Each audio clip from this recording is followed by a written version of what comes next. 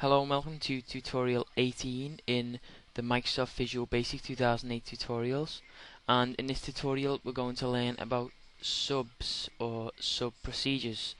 Now a sub procedure is something that it will hold a code and then you can execute it later by just calling the sub procedure. So let's make a new project. We'll call this subs. Okay. And again, we're just going to use the message box because I think it's the easiest way to understand. But I'm gonna actually think of something like more creative to use for my next examples. But right now, we're just going to use a message box for this sub.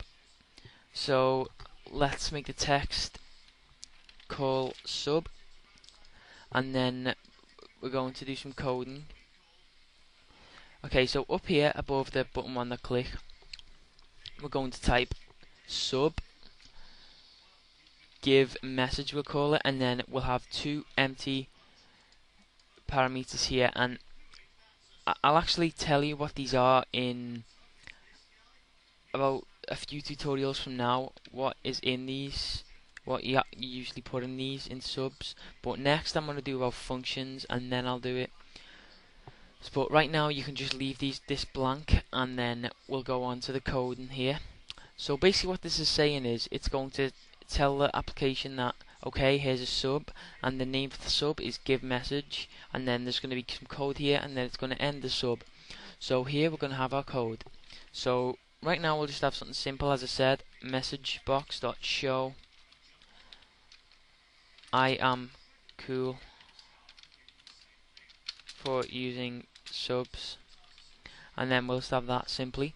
So okay, now we've got our sub. It just says, okay, this is a sub, the name of that sub is give message, and then inside that sub the code to execute is message box show I am cool for using subs, and then it's going to end the sub. So how do we call that? Well, we simply type call and then the name of the sub, which is give message, and then that's it. And then we can debug this, and hopefully if I click this button, there we go, I am cool for using subs. Okay, that's basically what a sub is, and in the next tutorial I'll be teaching you about functions, and then after that, I'm not sure if it'll be right away, but I'll be teaching you about what you'll actually put in these brackets here. So yeah, if you have any questions about subs, then just leave a comment. If you have any suggestions about how I do my tutorials, leave a comment, and if you have any requests for the tutorial, leave a comment too. So just rate the video down here and subscribe up here. Thanks for watching.